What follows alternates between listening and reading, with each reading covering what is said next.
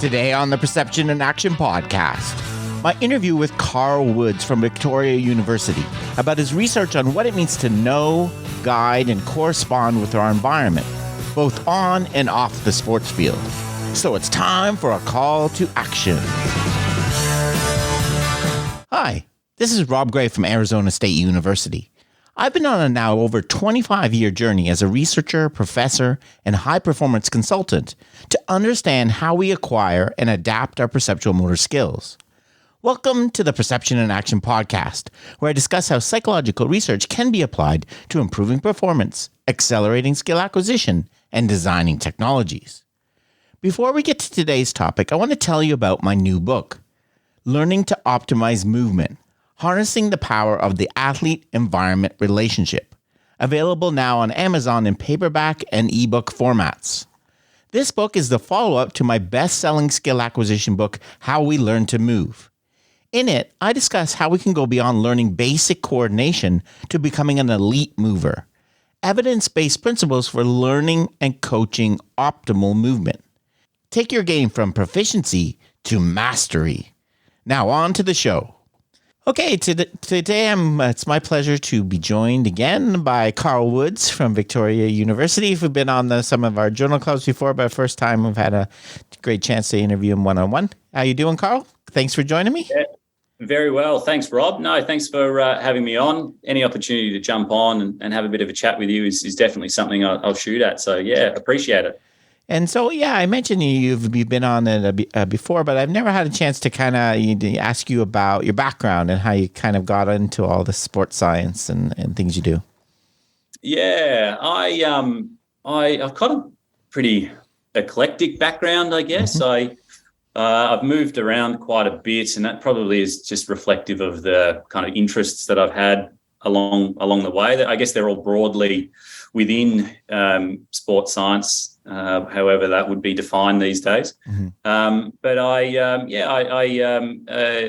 did my PhD nearly 10 years ago now in kind of various ways of modelling data in complex ways to help us appreciate how youth athletes particularly might develop at different rates. Mm-hmm. Did that at Edith Cowan University under the supervision of Annette Rayner.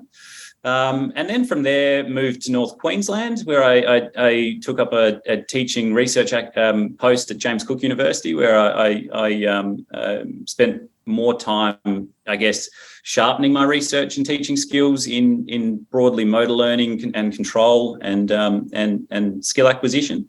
Was there for a few years and then was fortunate enough to take on a position with the Port Adelaide Football Club in a performance science role, where I looked after everything from practice task design to performance analytics to coach development and various ways of educating. And as is the case, I tend to find when I was in that more applied position, it opened more questions, mm-hmm. which I kind of really was interested to ask, and these related to more meta-related things. So really starting to delve into what does it actually mean if we say people know things. Going even further, how could we reconceptualize what it means to educate or be educated, and then into things which people like yourself and myself talk about regularly. What are skills? What does it mean to be skillful? How can we help people become skillful? And that I often found those questions were hard to answer and address in the confines of the day-to-day of high-performance sport. So I was very fortunate. At the back end of 2019, I had a call from a friend of mine who was working at Victoria University, Sam Robertson, and said, we've got a position here. Would you be interested in coming along? And it's a research only post. So I agreed. And 4 odd years later, here I am. These days, I'm a principal research fellow, I guess, in skill acquisition. But I research everything from, like I said before, things related to what it means to know in sport, but also in all areas of life. what it means to be skillful, how we promote that type of skillful behaviour in various environments. Probably more broadly, the general thing I'm interested in is kind of this notion of inhabitant knowledge and how we can foster that in people. Yeah. So yeah, as I said, quite a eclectic background. Figuring things out as I've gone, but it's very much been anchored to what I've been interested in, which have kind of have been opened up based upon the places that I've been at those times. Yeah, that's the way, my outside view of you, Carl, like you've done a lot of the kind of, usual stuff that is what we do as sports science and practice science, but you have this really interesting angle you've taken. I don't know the best term looking at knowledge and understanding, taking this kind of, epistemology, the anthropology view of which most people, I think, on the surface would say that how is that going to help with coaching? Right. So, but you've brought these amazing ideas back from it, like going into these things that are quite removed from sports on the surface. How did you get started in that? Was there kind of always an interest of yours? Yeah, I'm not really sure. I often think that myself, where was the point at which I kind of took up this really diverse interest in things like wayfinding and enskillment and correspondence and these real anthropological, historically, I guess, examined concepts. And I'm not really sure where it kind of happened. It just progressively wormed its way into my being somehow. I think over the years I've always had a natural inclination to be interested in outdoor and being outdoors. I don't know, from a really young age. And that's what I try to weave in my writing these days. In a lot of the papers I write these days, I try to bring out these narratives which kind of in a weird way show how I've ended up where I've ended up. There's a lot of other reasons for integrating those types of narratives, but I guess it shows that it's not really one particular point in time where I've just decided, right, today I'm going to start writing about this, or to the point, my current post doesn't have a mandate that I have to publish papers on these particular concepts. I'm not working on a particular project that someone else has already devised. It's kind of just progressively been shaped over the various interactions I've had with people and things over the years that has kind of led me to this point of where I am. And that's why I'm a scientist. I'm a really inquisitive person, and I have tried over the years to weirdly not separate my personal life from my professional life, and that might seem quite odd to people. I think some people are like, "No, I go to work to do work, and I'm at home to not do work." But I often find, because I've got such diverse interests, both are actually really enriching for one another. So whether I'm diving, skateboarding, playing with my nieces and nephews, hanging out with my partner Chloe, there's always things that I'm thinking that are really relatable to what I spend my professional time doing. And I actually think that's a really healthy thing. It shows that these ideas are embroiled in ways of life, not just in a sporting context or not just within a professional academic context. These ideas very much are embodied in who I am, my story of coming into being. And for me, that's a really kind of powerful thought, and really comforting too, because I really enjoy what I spend my time reading and writing about. Yeah, no, I that really comes across, I think, in your work, the connection with your environment. And I think, some of your idea, like enskillment, the embracing subjectivity of it, right? Your writing and your thoughts happening in a place shaped by things around you. You're not a white coat scientist trying to remove all outside influences. That's impossible, right? But I think I really like this movement that we've had towards this. Yeah. Yeah, it's funny. My probably somewhere along the way as well. It's been shaped by this. But my father was a professor in medical science, so in laboratory medicine particularly. So I've been exposed to laboratory medicine from a very young age. I remember as a very young boy sitting in Dad's lab and playing through old files and these types of things while he was working, and thinking not much of it at the time, but having grown up with this thought that that's what science is, to now being someone that is very much not that type of scientist and being very comfortable in that. My science, I guess my lab is the world from that point of view. And I think that's a really comforting thought, because what that does is it opens up everything to a source of wonder. Everything becomes something of interest, which you can attend to and probe a little bit more and ask a few more questions. It doesn't have to be reduced, fragmented and looked at through a microscope in a laboratory, which I find fascinating. But it definitely makes for interesting debates around the Christmas table. Yes, I bet. You do and the science I do, but that's it. Yeah. You're right before about trying to appreciate. I like to think as well in a sense, when people read our work, they read it from a person. Someone has written it, not a roboticized scientist that just, you don't even read the name of the authorship. You just see the paper as words on a paper. I like to feel that when people read our work, they know it's from someone who is also living a life that's ongoing. Yeah. Yeah, no, in my new book, I kind of at the end, I express this kind of how freeing this is. Not that not trying to write some timeless document that you read every possible resource and you're perfectly balanced. Rather, I'm excited about certain things now because of what I'm reading right now, and I just want to share that now, right? It's very freeing. Yeah.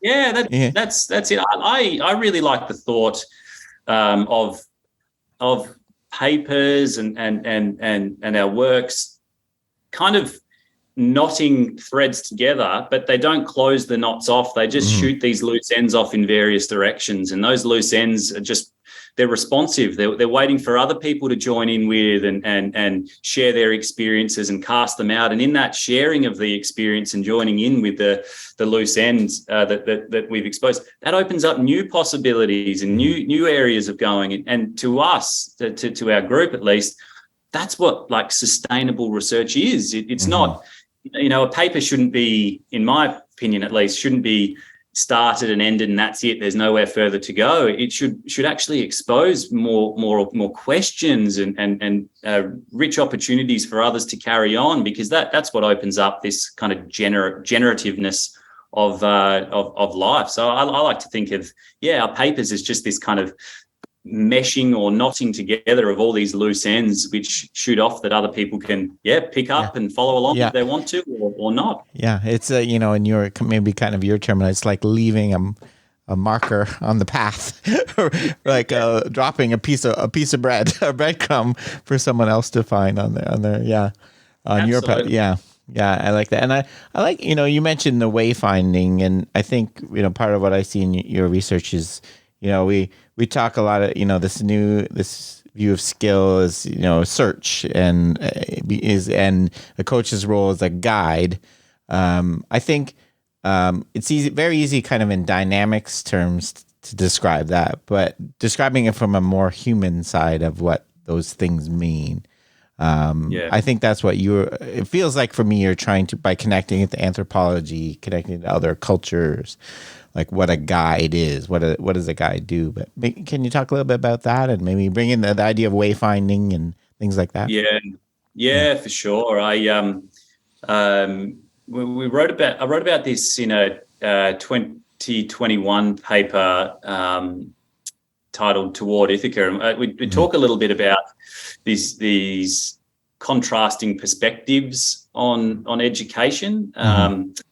One I argue is we could refer to as guidance with specification, right? Mm-hmm. And so from that perspective, I mean, someone that's very much specifying for another person about what something might feel like, or what something might sound like, or what something might taste like.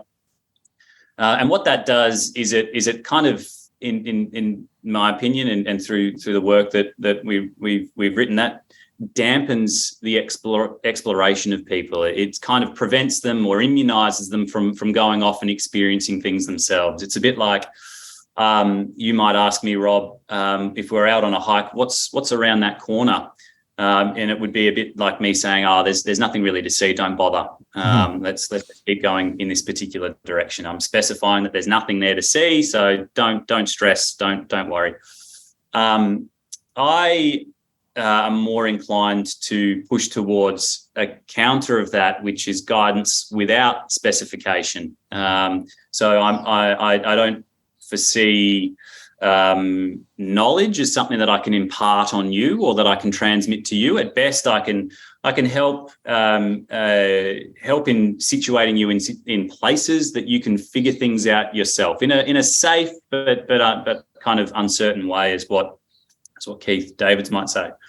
And that, to use our hiking example again, that might be you asking me, what's around that corner, and me saying, I'm not really sure what would be there today. Let's go and have a look together. Let's go and have a look.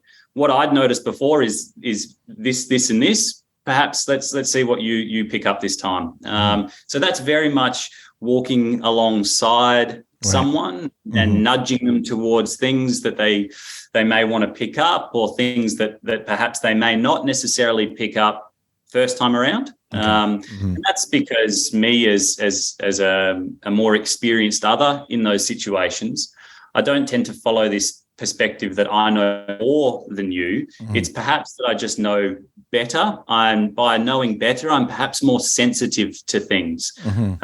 But to encourage you to become sensitive to things, I have to promote an environment where you're going to primarily experience those things. So that guidance is really central to that. And that guidance more directly without specifying those features, I think, is a really, really important part, important part of that. And it's not actually, it's quite a common way of taking up with education in a really unsavory way of saying it, in non-Western societies. That's something that's quite common. So people say, it's quite a radical shift in education. Well, it's not. It might be radical in the systems that we've been indoctrinated within, but in many walks of life, it's not, and it's actually quite an intuitive way, in my perspective as well, of going about education. I look at my sister and brother-in-law with my nieces and nephews, and they take up with this type of guidance without specification all the time, without really knowing that that's what they're doing. It's not something that they actively pursue. They're not academics in learning and control of movement by any means.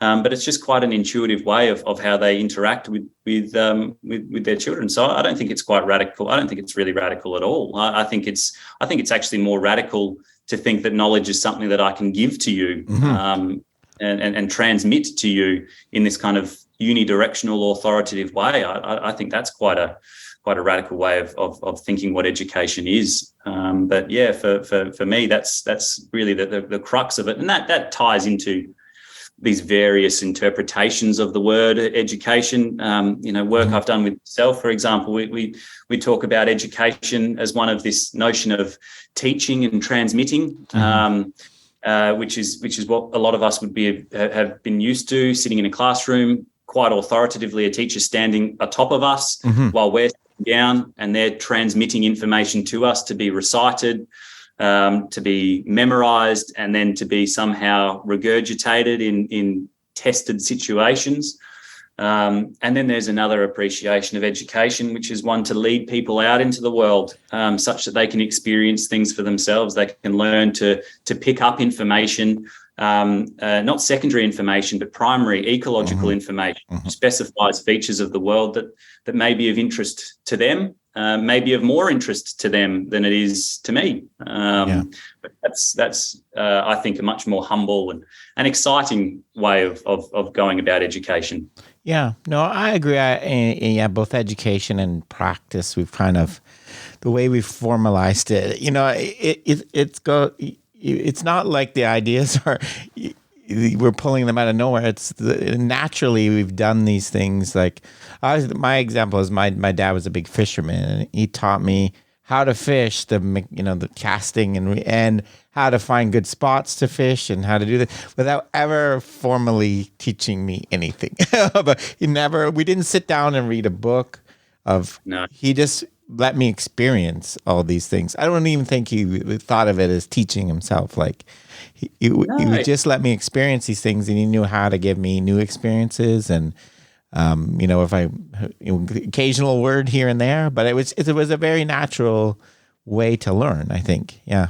I think that absolutely keeps on the table things like instruction and demonstration and modeling, but that's not those I guess pedagogical approaches don't start and end the education process. They simply just open up opportunities for people to continue their exploration, to pick up the information that perhaps I picked up. And an example might be in your fishing example. Your father may have said, try to move the rod in this particular way and see if you can feel the line moving differently underneath your finger, right? And so you're modeling that behavior, but you're not modeling it to enact an ideological way of fishing. You're doing it to become more sensitive to specifying information, which helps you understand if you've been snagged on a log, which happens to me, or which me too. Yeah. You've got a fish on the end of the line. One of my really good friends is a feral animal trapper in northern Queensland, and whenever I'm back there, I spend as much time as I can with him in various places. Because the subtleties of things that he's sensitive to are fascinating. The things that he picks up, he never teaches me anything. He perhaps just nudges me to various shapes on the bottom of a tree, which indicate some particular animal has rubbed past that tree. The oddness of bending of various reeds or grasses to demonstrate that something is perhaps laid down in that area. To me, that's the richness of experience, and as I mentioned before, these aren't radical ideas. These are things that are very, very intuitive. Even some non-Western societies over the years don't even have a word for teach. There's no such thing as teaching, because again, it's not understood as something that can be given to someone. At best, I can just foster an environment which encourages that exploration, but at no point can I give you a bit of information. That's been quite an interesting. It has had quite an interesting impact on me starting to think that way, because I guess on paper it would look at, well, you're PhD qualified, you're a principal research fellow, you're an expert in this area. But I don't actually feel that. I think it's probably more I have a real interest in these areas, so I spend longer in these areas than perhaps other people. So I'm more sensitive to things that other people may be. Just in the same way, a chef might be more sensitive to the tastes of things and the smells of things and the sounds of things, because they spend longer in those environments. They dwell longer in those environments. And we've spoken about it in some of our work before. I think that dwelling is central to this sensitivity, because you become more attuned to the subtleties of things by spending longer in those places and with the other inhabitants in those particular areas. So I made a promise to some colleagues the other day. Whenever I present. I'm putting it out on record now. Whenever I present at a conference, I'm always going to start with, I'm a reformed expert. You know, Yes. I'm not here to transmit anything to you. I'm just here to share some experiences of some things that I've picked up along the way. Yeah. No, I think that's a really interesting, but for me too, it's, I've had some experiences recently in teaching where, as I get older, students ask me, what's these effect size things in stats class, and I honestly don't remember anymore. So, but and it was really, I think it's a good experience for them to see, and I go look it up. And but I know where to find things. I know where, I know how to search for things efficiently and where the information I need right now is. I don't just have it at the hand. That's part of what knowledge is, I think. And this, and I love I think you mentioned this, how the idea of being connected with your environment and experiencing and attentive to it. It's such a wonderful concept. It's way more appealing to me than being automatic and a robot. And it's just, in life and sport. Yeah. Most definitely. Yeah. It's funny, like, so some of our emerging work at the moment, I'm trying to find a concept or a way of discussing that connection in a more connected way. So, to give you an idea, I have grown a little bit more uncomfortable with even the notion of interaction or connection, for the fact that the word can even risk it implying that I'm separate at some point from that place. So it can imply that I can interact or I can't interact, but that would almost imply that I'm a bounded entity at times, separate from the very place that I'm in. Whether or not I want to interact or not, I am always taking up with things. I guess this comes back to my ontological perspective. I'm always part of the world I seek to know, right? Yeah. So that's a central tenet. So what would be a more appropriate appreciation, I think, of that is what Tim Ingold talks about as corresponding, right? And not in the sense of how we might think corresponding is in terms of looking down at a map, looking at a feature that's been specified for me on the map, and then looking up into the environment and matching it or corresponding it against those things. Not in that sense. Corresponding in what you and I are doing right now. I'm casting out ideas in a way that can be responded to. You're joining in with those ideas, casting out ideas yourself that can be responded to. And in this co-response that is always ongoing, we're opening up opportunities for us and the conversation to carry on and to continue on. So without us corresponding, there would be no conversation, right? And so I think that's to me, it's a much deeper way of appreciating what it is we do in everyday life. We co-respond with things that we don't just interact with, but things that I'm working with. And in my working with, I'm responding to it as it's responding to me. And it doesn't have to be verbally or humanocentric by any means. So to give listeners an idea, if I'm surfing, for example, I'm corresponding very much with the board and the waves and the various socio-cultural constraints that are shaping that particular swell, or how perhaps to surf that particular swell. As I move on the board, the wave moves, I respond, and the wave responds to my movement. So we're in this like ongoing correspondence. So quite literally, the correspondence is what's carrying me along the surfing motion itself. It's not me interacting with the wave. It's me co-responding to what the wave, in much the same way that my partner Chloe corresponds with all of these indoor plants that we have. She moves them in different features of parts of the house all the time, observes how they respond to different amounts of light, and adjusts them accordingly. So she's corresponding with these plants all the time. I think, to me at least, correspondence is more generative than interaction because of the bounded connotation would come with it. Correspondence is a lot more, again, to me at least, a lot more open, a lot more, as I said, generative to ongoingness than perhaps interaction is. I guess the other way to say it, I probably look at interaction these days as two people standing either side of a flowing river, yelling at each other, right? Whereas correspondence is people are actually in the river, moving along with the currents together. A bit like, when you go walking with another person, you're side by side, engaged in correspondence. You're not necessarily facing up to each other, talking at one another, but you're actually walking together, and the flow of the conversation quite literally moves longitudinally, I guess, would be the one to say.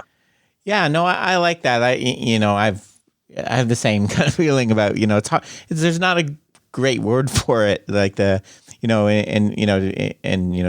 it as a system instead of a parts is, it captures the idea, but it's hard to, really capture that you're right. It exists, whether you can't pull apart from it in the way that we think. Yeah.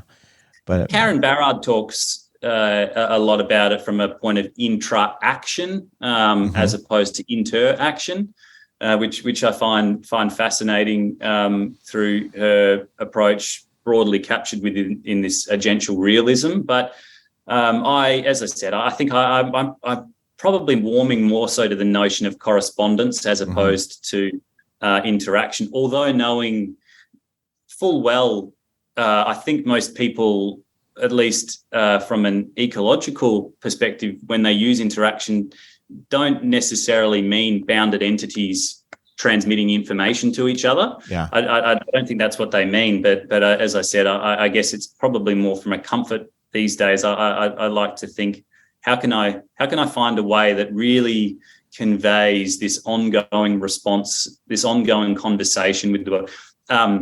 I stumbled across this a few years ago when doing some research on this idea of responsibility in sports science. Johann Wolfgang von Goethe's delicate empiricism is fascinating. We spoke a little bit about this in some of our work along the way, but it's not it's not necessarily arguing against the harder empiricism that you and I probably come through in our scientific training, but it's arguing for a different approach. And the different approach is to view us as entering into a conversation with nature. And I think that's a really lovely way of taking up with scientific inquiry these days, actually jumping in, joining in, getting messy, that's what it's all about. Expressing that uncertainty, like this conversation, you and I had no idea where it's going to end up, but we're just constantly responding to these things and these experiences that are cast forward. It's hard to predict where it's going to go, but to do so is to miss its point. It's about this like selective anticipation and probing in a really really fascinating way, where you don't necessarily know where the probe, the experiment, the question is going to lead, but it demands this like rich attentiveness from the scientist in that situation. You have to attend to what emerges, and I often wonder, in sports science research these days, I feel a bit uncomfortable with this pervasive, like, hypothetico deduction that the hypothesis sits at the top. Then let's go off, let's collect some data, let's go back up, let's test that against the hypothesis, and then new knowledge is produced in way of its proving or disproving of that. Where's the people in that? Where's the messiness of the real world in that? Where's the skilled attentiveness and responsiveness of the scientist in that? And that's, listeners scientifically trained might go, oh, you're just calling for more qualitative research, but that's not it either, because qualitative research can still run the exact same risk by, if me wanting to do an ethnography of you, Rob, I would just stand on the sidelines and observe your behaviour, but never interact with you, because I have to stay bounded from you. I can't join in with you. But I think science as a conversation, calls for our action. Get in, get involved. Yeah. Get messy. become implicated in it, start to resonate with its rhythm, start to talk and respond and share experiences. And what Tim Ingold would refer to as like it's participant observation. From a Gibsonian perspective, it's really tightening the coupling between perception and action of the scientist. Yeah. I agree 100%. That's been a big shift in, we have a negative connotation, like hypothesizing after the fact is hierarchying, which obviously statistically there's, issues, but that's what we're supposed to do, and we used to always kind of bury the human side of things, okay, you're getting tired in this experiment. Like we could, it was kind of funny, but and I really love that idea of the environment. I think it fits well with affordances, like your environment's actively inviting you. It's not a passive thing you're decoding, right? Like I think the plants they're almost talking to her, like telling, I need more water. I'm not getting enough sun, right? They're talking to her. They're not just, if you could pick it up, right? That's again, it's a fascinating pickup from your end. And people that have listened to me on podcasts before or read our work, they'll be really familiar with this constance I have of weaving in experiences in life into these types of discussions for lots of reasons, but one of which to show how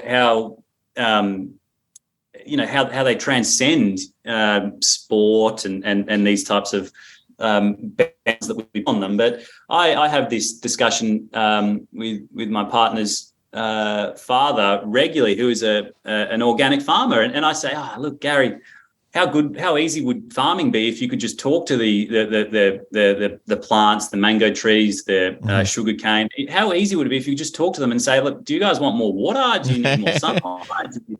And he says, in a weird way, I do. I am conversing with them, just not in a way that perhaps you and I would be now. My conversation with them is very much rooted in me attending to what they're showing me and then responding in a way that I think calls for it. And again, this is, with all due respect, this is a guy that he dropped out of school at 15 and he's lived in this environment his entire life, who says something as profound as that, which further emphasizes to me just the radicalness of the counter to that, which is this notion of, harder empiricism, going in to collect data such that I can know about. It would be synonymous, I think.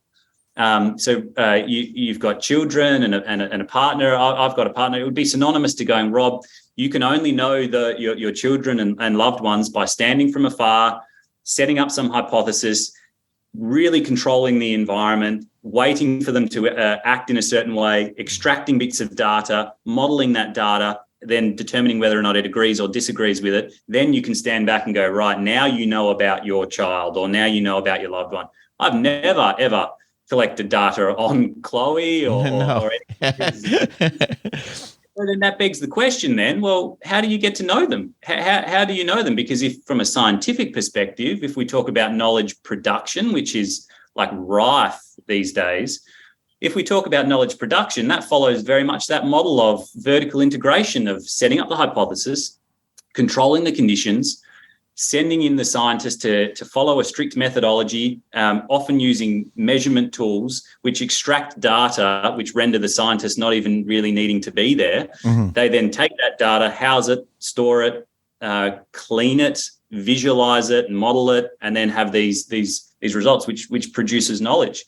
Well, based on that model, I supposedly know nothing about any of the loved ones in my life, or any of the plants in our house, or any of the things that I do, because I don't follow that type of approach. But it begs the question: am I not knowledgeable about my loved ones, or is the logic of that knowledge production pervasive in sports science, particularly? Is there another way that we come to know things, and can we start to take up with those ideas in how we do our everyday jobs as scientists? And that's where I'm pushing these days. Is there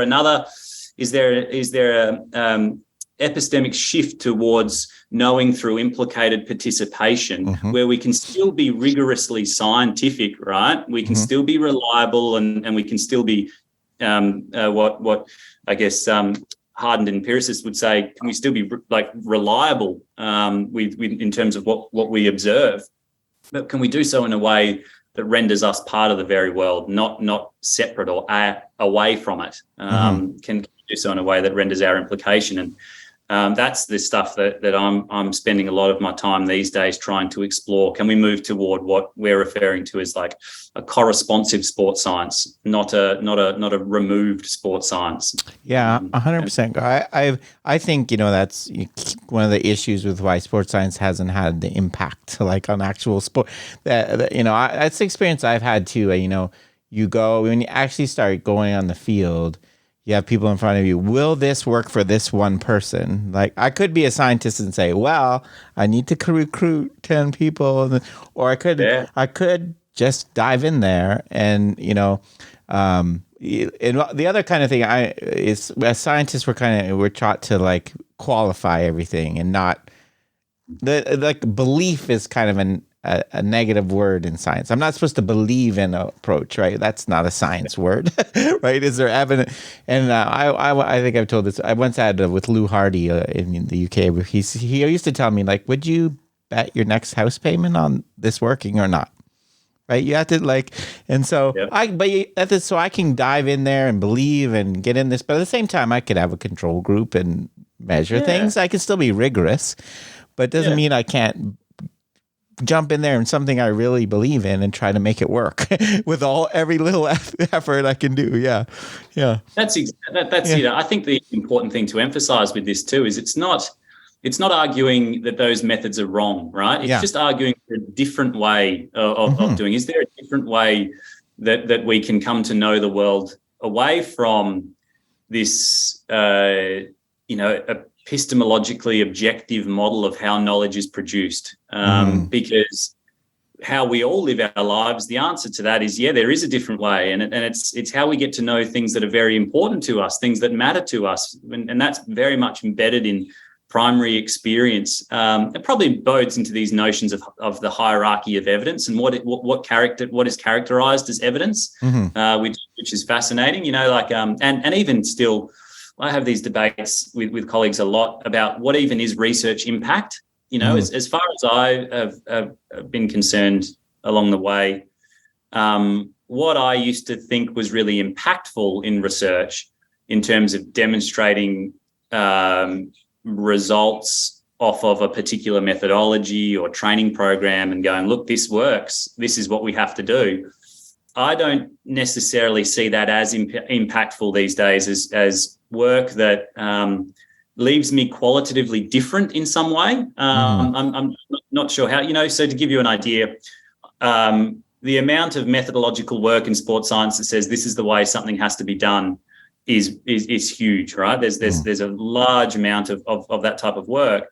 But what we know is very little of that is actually rolling out on the front line. Very little of that is actually being done. Like you mentioned before, why it's had such poor integration. And it's because it completely ignores the various socio-cultural constraints that shape how organizations are, what amplifies what's important to them, the way coaches correspond with players, the way players correspond with one another, and all of these things. It completely discredits all that. And it's not to say that science is bad. It's just to say that it doesn't necessarily represent what goes on from a day to day, right? Yeah.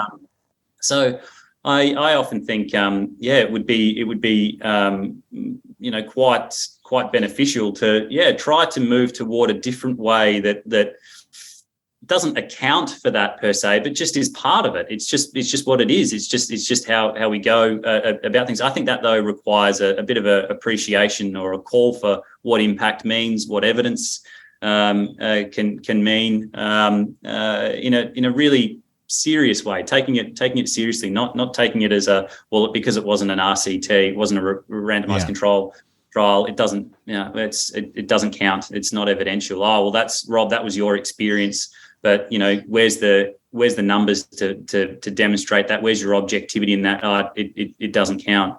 I think we actually need to properly consider other alternatives if we're to really want to have meaningful change in sports or organizations. At least from my experience, I've never met a coach I've never met a coach that's gone, show me the published methodology and let's do that to a T. I've met coaches that say, what's your experience with doing it this way? How can we help, change certain features, because that won't work based on the schedule that we've got, or that won't work based on this that we're doing, or on that what we're doing. So the skill of me as the scientist then isn't in the regurgitation of information that's been published in written work. The skill of me of the scientist is carefully responding to lots of bits of information in ways that's going to yield meaningful outcomes for all parties, myself included.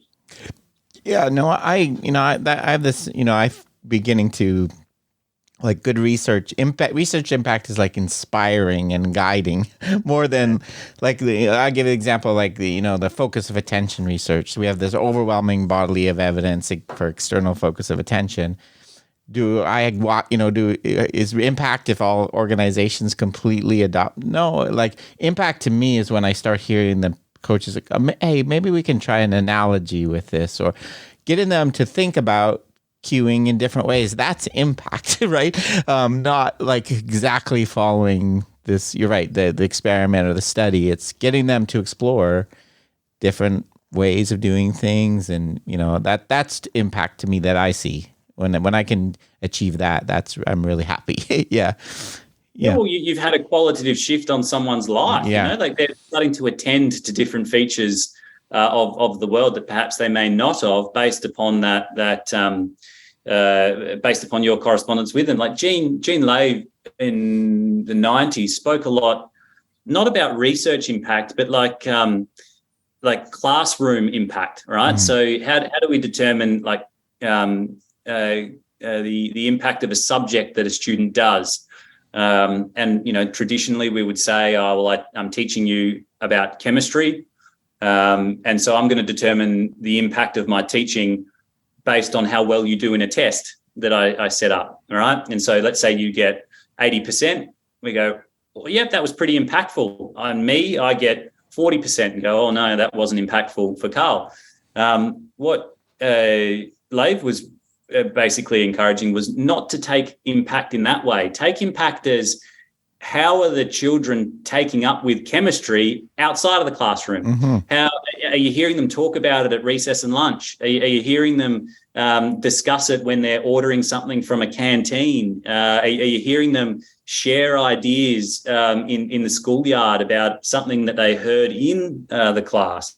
That is where we should be pushing impact toward. And I think that's a really powerful way of thinking, not just about research impact, but things like physical education, which extends beyond the classroom, encouraging it transition well beyond, like even notions these days of, physical literacy. I'm growing, despite having published work in that concept with some wonderful colleagues, and arguing for it from an ecological dynamics perspective. These days I'm like, is even physical literacy the way we should be pushing? Like I'm thinking to really promote knowing the world through movement. So some of like Maxine Sheech Johnson's work, we're knowing through moving, thinking through moving. Maybe we need to be pushing towards like concepts of ecological literacy or eco-literacy, where I know the world by feeling things, like I know what it's like to garden because my hands are in the soil. Mm-hmm. I know what it's like to harvest a carrot because I've pulled it out of the ground, or I know what it's like to climb a gum tree because I'm there climbing a gum tree. There's nothing in that argues for physicality from a physiological perspective. What we're doing is we're arguing for movement as a very real means of reading the world. Like we're not reading from a visual words on a paper perspective, but we're learning to read the layout of our surrounds by directly or primarily experiencing them, directly perceiving them, starting to work out what things afford what.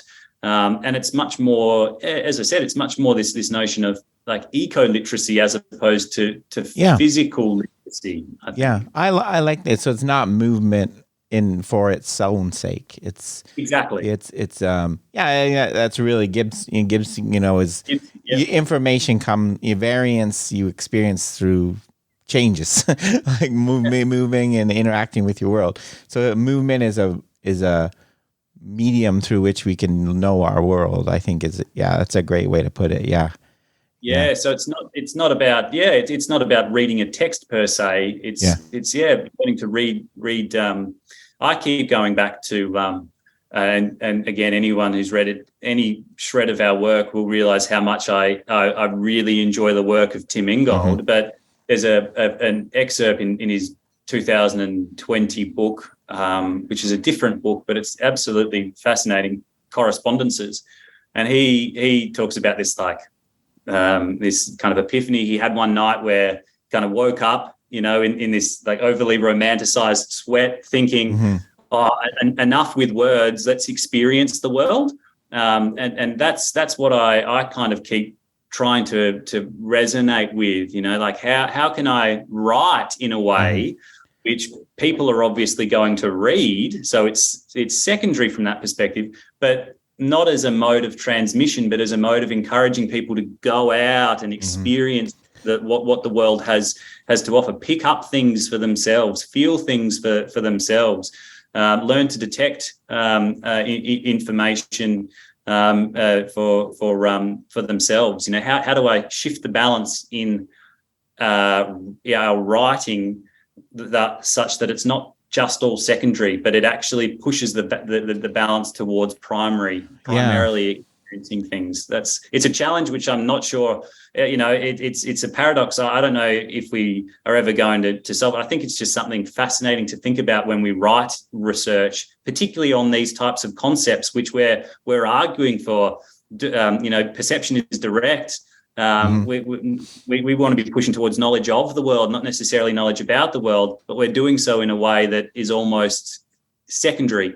So how can we appreciate that, but also write in a way which invites opportunities for people to go off and explore things for themselves? It's I think it's fascinating. Yeah, I agree with the analogy I've used for a long time, and talking about with students and myself is like when I give a presentation, the analogy I use is a movie trailer, right? Yeah. I want you to get interested enough in this so you go off and see the movie yourself. I'm not trying to give you the whole story myself. Like, I'm not trying to cram all this knowledge in your head. I'm just trying to get you to engage with it yourself. Yeah. I might borrow that. That's exactly what it is. Yeah.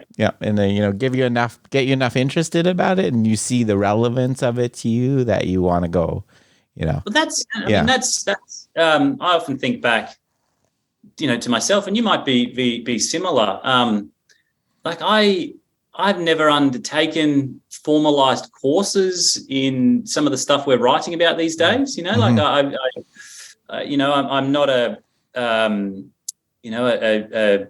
PhD in anthropology I think that's to me that's a really healthy thing, because it's my interest in these areas is much more homegrown. I've kind of figured it out as I've gone through, following along things that are of interest to me. And if I'm not sure, asking people, sending emails to people, meeting up with people, discussing things, thinking through things. I'm not conforming to a standard of how I think you have to do this particular type of research, or how you have to write, or how you have to act, or no. I'm just trying to follow these things that are really interesting to me, and that's why we've referred to in some of our other work this being like amateurish. Yeah, but amateur. I was going to ask about that. Way. Yeah. Not in like, not in the derogatory sense that's often associated with that word, as in like, oh, so-and-so's an amateur, they're not professional enough to do that. But amateur in the real etymological sense of love, to love, not necessarily the thing, but to love the inquiry and the joy of continually exploring and figuring things out, and, trying to focus on getting the right things right as well, not for the sake of, so I can stand up at a conference for, Royal Anthropological Society or at ecological psychology conferences, and not so I can stand up and validate my knowledge against what experts in the relevant disciplines would say. Oh, yes, Carl knows what this is and this is and this is. But caring about getting the right things right because they matter to me. They matter to the things that I'm interested in. And as I said, and if I'm not sure,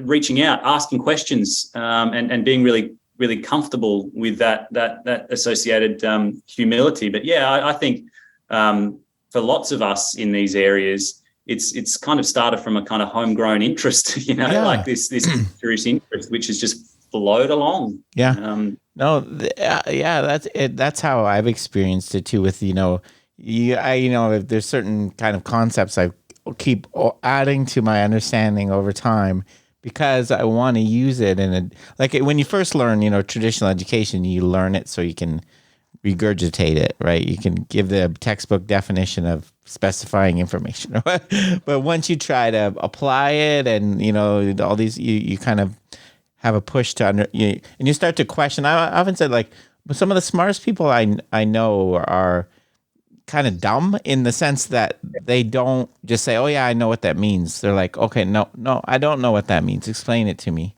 And they they don't take for granted something that everyone else in the field just accepts as, oh, that's this. Yeah.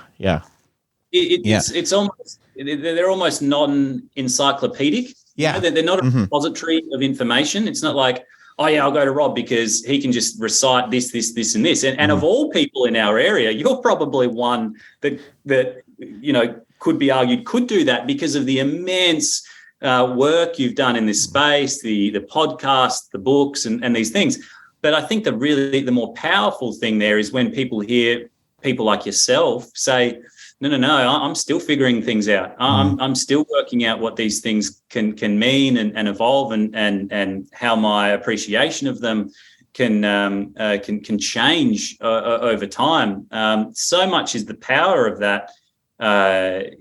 Keith Davids and I wrote a paper last year, which was published this year, on arguing against this pervasive notion of fulfilling your potential as in like an end point. It's like, okay, Rob, you're now a professor in skill acquisition. You've fulfilled your potential. That's it. There's nowhere further for you to go. Like, you've reached the end in the road.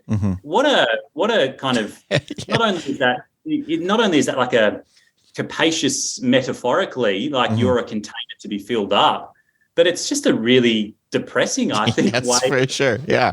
Like, oh, well, there's nowhere further for you to go. You've attained the level that everyone should aspire to, that you've attained the level that your potential has rendered you capable of reaching. But that's not, and I'm sure if I was to say that to you now, you're like, no way. Like, I'm still figuring things out after all these years and all these rich correspondences I've had with people. I've just got more questions than I've ever had before. And that what that does, I think, is pushes you actually into not this pervasive start end of potential fulfillment, but it just pushes you along this notion of carrying on, of continuing on, of finding your way. And through finding your way, you start to attend to things that are interesting, or things that you want to know in a little bit more detail. So you invest a little bit more time into that. That opens up something else, which opens up something else, which all of a sudden you're then spending what we would call an academic career, just finding your way, just attending to things that are of interest to you, spending a bit of time dwelling in those areas. That opens up something else, which opens up something else, and it's off you go. You're effectively, as we say in that paper, you're not fulfilling your potential. You're effectively just finding your way along. Yeah. We all do that. 100%. Yeah, and it reminds me more of kind of how science used to be. Like I was just in Italy and the Da Vinci, like, I want to draw better, so I'm gonna go do anatomy. I'm gonna start cutting open cadavers and just so I can draw human figures better, right? That kind of, I'm not just gonna stick to one thing, and I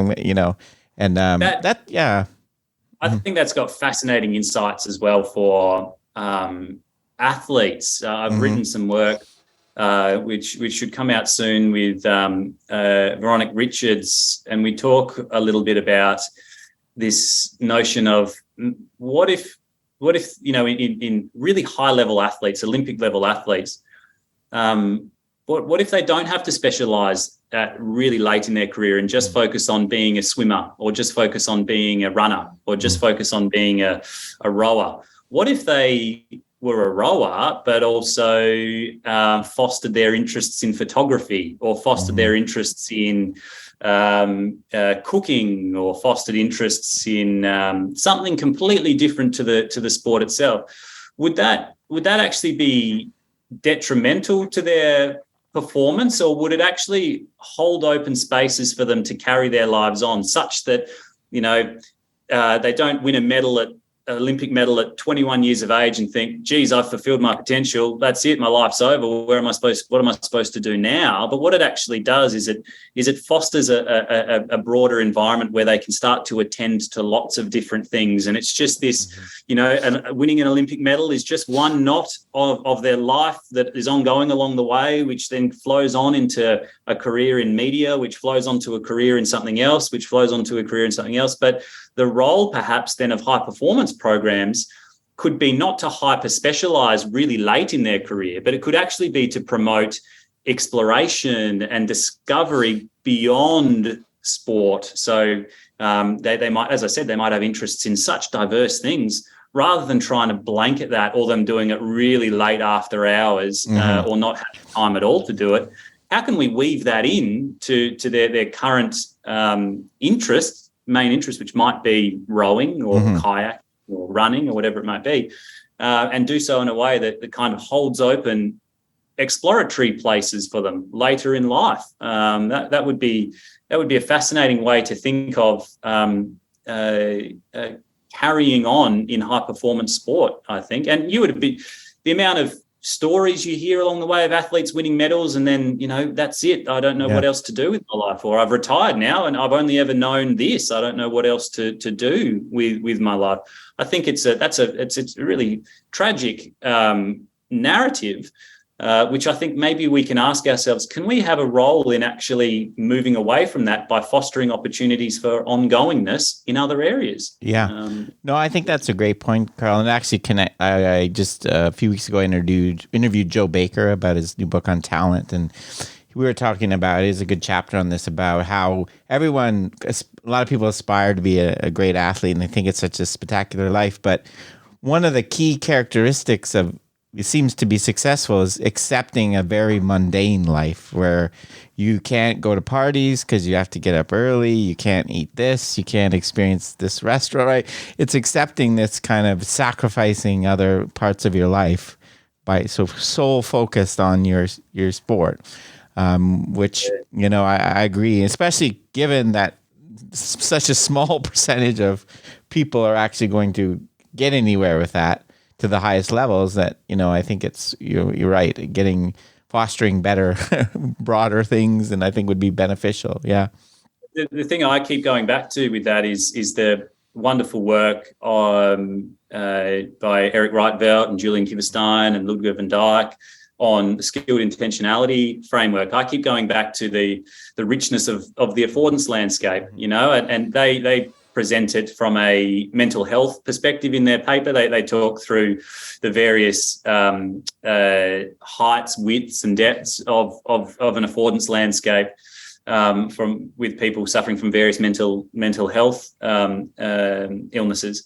I think about it in terms of, does hyper specialization in high level athletes, does that not do a very similar thing to perhaps what an obsessive compulsion affordance landscape would create? One really amplified affordance that just calls for realization over and over and over and over, and everything else in the affordance landscape is really diminished, really dampened. Mm-hmm. Maybe we can foster a richness in the affordance landscape in high performance sport, at least, where obviously that affordance of the sport success, whatever that might be, is really amplified and important. But there are other things that are also amplified in that affordance landscape as well that they can learn to attend to and pick up. And then the dynamics of that richness obviously vary as stages in their career happens. What if they sustain really traumatically a long-term injury? Perhaps another feature, another part of the affordance landscape becomes amplified because they were already attending to it during their careers. So I think the concept of affordances, particularly the richness of the landscape, can be quite profound, I think, when we start to think about these notions of potential fulfillment and pushing against them in favour of ongoingness. I think can be quite interesting, at least to think with at this stage, anyway. Yeah, no, I agree, and we've been talking about so many aspects of life. like my career, it's been a random series of opportunities that I've been lucky enough to take advantage of. That came to me. I've never had a 5-year plan that I've executed in my life, really. We started a paper last year or the year before it's titled Wayfinding Boundaries of Knowing, Professional Development of Academic Sports Scientists and What We Could Learn from an Ethos of Amateurism. And I vividly remember when I took my first academic job, my manager at the time said, "All right, what's your 5-year research plan?" And I remember thinking, like, what? I have no idea. Like, at the moment, I'm interested in this stuff. Am I supposed to have a 5-year plan? Like, am I supposed to determine a career trajectory like now? Is that something I have to do? Because if that's the case, I'm not a very good academic because I haven't done that. So maybe I need to go and do that. Yeah. And over the years, I've just come to learn that perhaps that's just an artifact of our overly proceduralized and controlled and determinable worldview that is embroiled in academia these days. But exactly like what you said, I mean, what I was researching 5 years ago, I had no idea I'd end up where I am now. And I think that's incredibly nerve-wracking, but also incredibly exciting to think that in 5 more years, where will I be studying? What will I be interested in then? The key then for that is for me to maintain a responsivity to things, to be open and attentive to what these things could afford and take up with them and follow them along and work things out as I go, or as we've said before, like quite literally know as we go. I think is a really profound concept for that. And it's something I talk a lot with PhD students and early career researchers. Don't reach out for certainty of where you're going to go and the path that you want to take. Try to maintain a temporality of which you can still respond to things. And it's like in like an architectural sense, don't follow the blueprint. Just try to attend to how the making is unfolding, how the designing is unfolding. You progressively learn if you're comfortable with that. If there's a comfort with that, you can then start to continue on. But if you're starting to become uncomfortable with that, you can pivot into other areas and you can be responsive to other things. That kind of, without going too far into it, that kind of notion of situated normativity, that feeling comfortable with things without necessarily having to know where they're going to lead. That's how I write papers. Yeah. I write papers. Not just one day I sit down and start writing. Ideas slowly worm their way into my being, and I scribble things down and I chat about things, and then slowly I kind of figure out maybe what a title might look like, and then slowly work into what a paper might look like, and then start to weave sentences together, manipulate things based on other things I've been reading, and slowly a paper kind of just falls out. But there's no blueprint. And again, I get asked this a lot, and you might be the same. Like, people are quite interested in where papers come from? Like, how do you write this? Where does it? You just sit down one day and go, between February the 1st and March the 5th, I'm going to write this paper? Absolutely not. Like that. Yeah. Most recent with Craig Morris and Keith Davids, for example, that's just kind of this ongoing discussion that Craig, I, and Keith have been having over the course of many months, which slowly evolved into this paper, which has now carried on into other conversations that we have. It's just this kind of ongoing flow along. And as I said right at the start of the conversation, that paper then becomes just a knot along the way, which we're just now carrying on in lots of different interesting areas. But there's perhaps a pervasiveness in planning, right? I have the same experience in I have, data I want to write into a paper, and you would think you write, you do the lit review and the hypothesis. No, the way I always have to have a story. I have to feel like I'm telling a story. And until I get my story, you often see me pacing around, muttering to it. Like I kind of figure out the story that I put this in. And it doesn't. Once I get it in my head, then it just kind of flows more. But it doesn't. It's not really clear to me always right at the start how I want to, like, somebody could framing it. Yeah, that's lovely. I think that story is that it's exactly it. I love writing papers like threaded through a prologue or an epilogue, which I can just thread the broader story of where the paper may have slowly evolved from.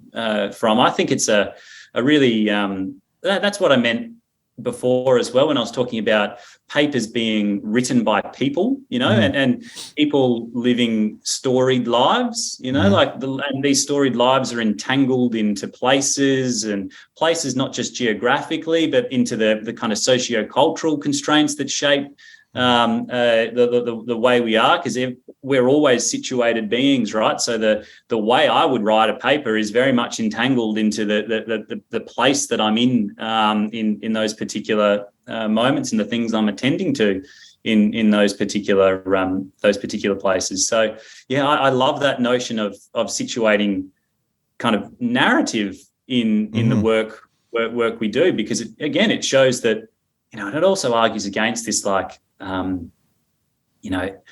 expert gene pervasiveness that's like, oh, Rob just has this superior knowledge that somehow he has, and this where these are, or in sport it would be like so-and-so they just have this creative gene, this internalized thing that we can kind of attribute all this creativity or knowledge or expertise to. That is absolutely not how these things come about. You're just people living storied lives, which are done so in places which are really interesting to you, which weave things in, weave things out, which progressively works out into being a creative footballer, whatever that means, being a creative chef, whatever that means, being a creative academic, whatever that means. I think the other thing that we need to consider with that notion as well is this sense of creativity not just as this exceptionality, but creativity is like we're always creating ourselves. Life is just its ongoing creation, or what Alfred North Whitehead termed like concrescence, like together creating. We're always creating with people, like we're always creating ourselves. Every paper that I write is just a way to continue on into different areas, and every podcast you do is just a way of opening up opportunities which you can attend to at varying timescales. Everything we do is we are always creating ourselves. It doesn't have to be as exceptional as like, wow, here's this wonderful idea, no one's ever read it before, because that's again, there's a weird paradox in that as well, right? Like, how can you create something that no one has ever experienced before? That would imply that you are not part of the world that has shaped you to that point anyway. So at some way, in some various form, that newness, that completeness that no one's ever seen before is absolutely a manifestation of experiences undergone that we've had with other people. So it's not as romanticized as that. Yeah. I think there's layers to it. And I think, within academia, I see, there's different, although we kind of have the same training and basic skills, people bring in other skills from other parts of their life. Like there's some people are really mathematical and analytical. Some people are great, much better speakers. And some people are really good at taking a whole bunch of things and pulling out idea. Like, so I think, within this really rigid structure of journal articles, there's some people I always like, oh yeah, I look forward to reading their papers because they have a certain other thing they bring than just data. Yeah. Yeah. No, I completely. I couldn't agree more. That even speaks to the notion of being really like transdisciplinary in our approaches to things. Really open and responsive to what lots of people. That's even the very notion of the way, if we talk about like community of practice in sports science, and the very etymology of the word community is this like together gifting, like this coming together and gifting.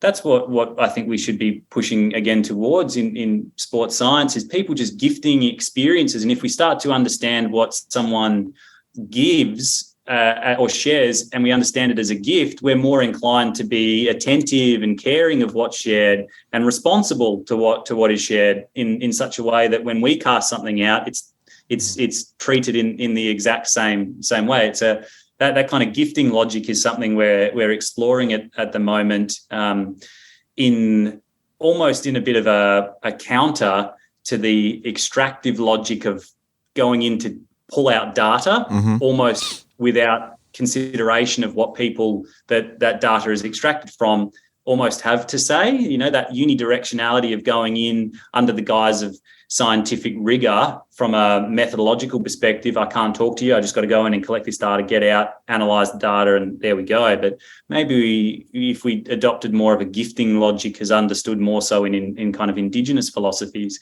how would that change the ways in which we write and we come to know the world and we come to the world and all of these rich concepts? I think it's for me, that's the exciting stuff for me these days. That's what I've been spending a bit of time exploring how that could look in research, particularly in sports science, but just in research generally, I guess. Yeah.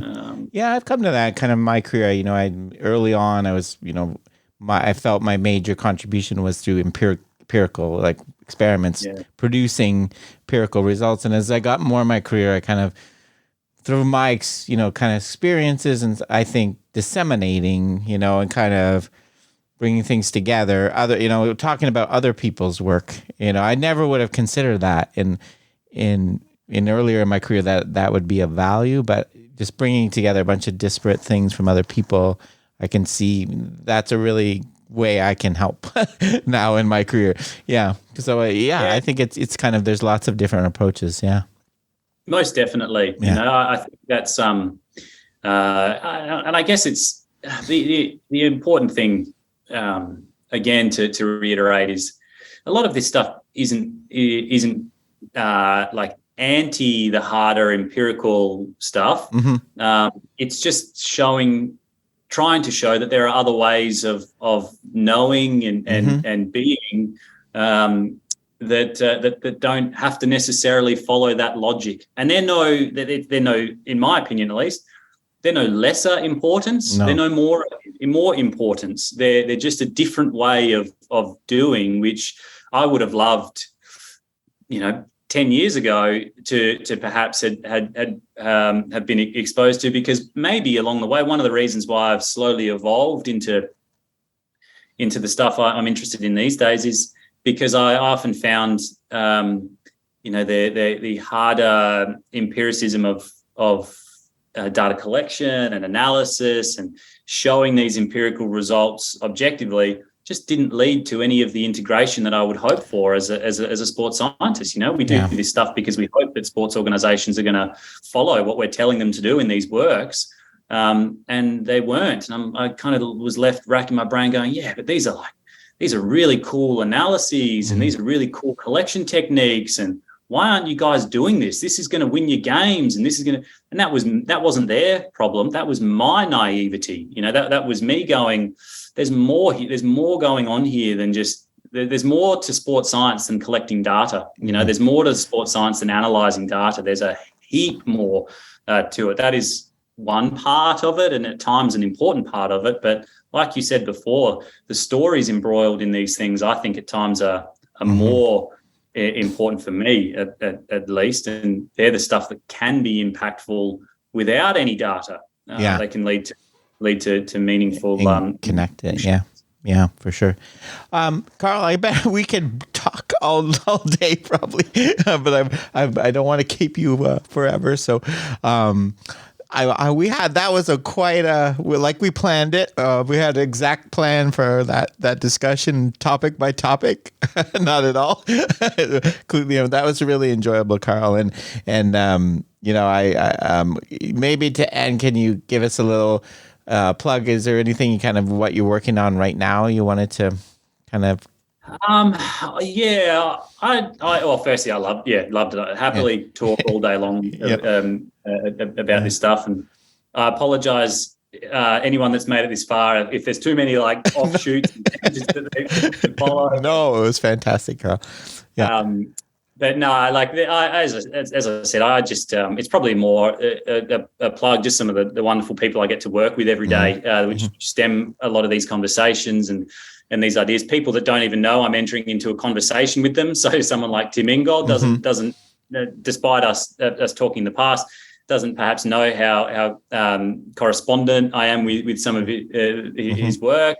But then other people on a more daily basis that I talk through these ideas with, I think is really fascinating. That kind of has led into this broader project which we're looking into at the moment of what a corresponsive sports science could entail, and by that I mean a sports science that is responsive or responsible to the people that it works with. Not taking them as numbers or commodities. And again, I take inspiration from lots of various parts of life, but my partner Chloe is really profound in this. She manages a neurological clinic here in Melbourne.